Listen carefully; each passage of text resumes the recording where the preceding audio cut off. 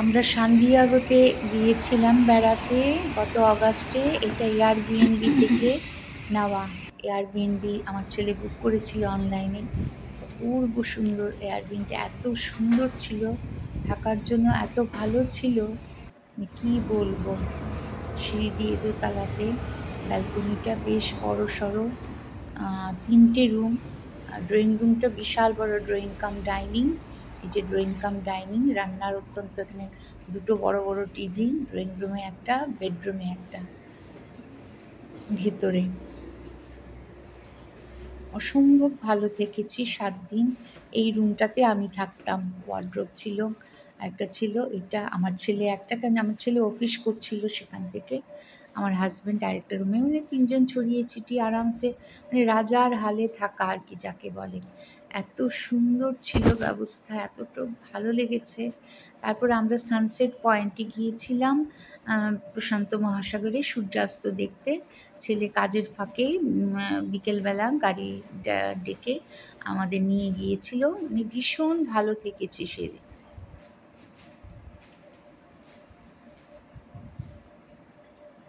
এই যে আরেকটা বাথরুম, এটা হচ্ছে আরেকটা বেডরুম। ওরকম 3টে বেডরুম ছিল এই ঘরটাতে, আমার ছেলে কাজ করতো থেকে। আর এই হচ্ছে সানসেট পয়েন্ট, এখানে সূর্যাস্ত দেখতে গিয়েছিলাম। এটা সানসেট পয়েন্টই বলে, এটা সান্দিয়াগো। ভীষণ সুন্দর জায়গাটা। সিঁড়ি দিয়ে আমি একটু নেমেছিলাম, পুরোটা নামিনি কারণ আমার তো পায়ে যন্ত্রণা আছে। লোকজন সব কুকুর, আর একটু ভয় ভয় লাগছিল, অন্ধকার হয়ে গেলে। ক্যালিফোর্নিয়া না, ক্যালিফোর্নিয়াতে হোমলেস প্রচুর, মানে গৃহহীন লোক প্রচুর, ফলে ক্রাইম হওয়ারও খুব চান্স থাকে। এই জন্য ভীষণই সুন্দর। আরেকদিন দেখাবো, আরেকটি পয়েন্টে গিয়েছিলাম, সেটা দেখাবো আরেকটি ব্লগে। সাথে থাকুন, দেখতে থাকুন।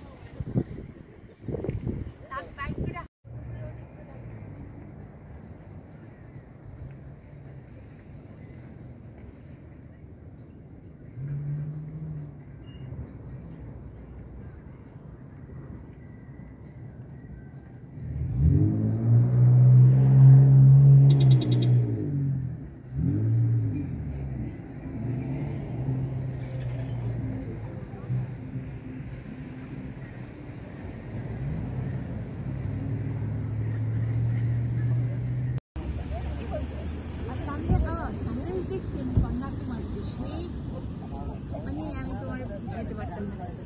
আমরা রাত্র ওরকম 3:30-4টার সময় গিয়ে পড়ছি কন্যাকুমারী। এটি কথা কাছ থেকে নামছি, নেমা সোজা গেছি সি বিচে।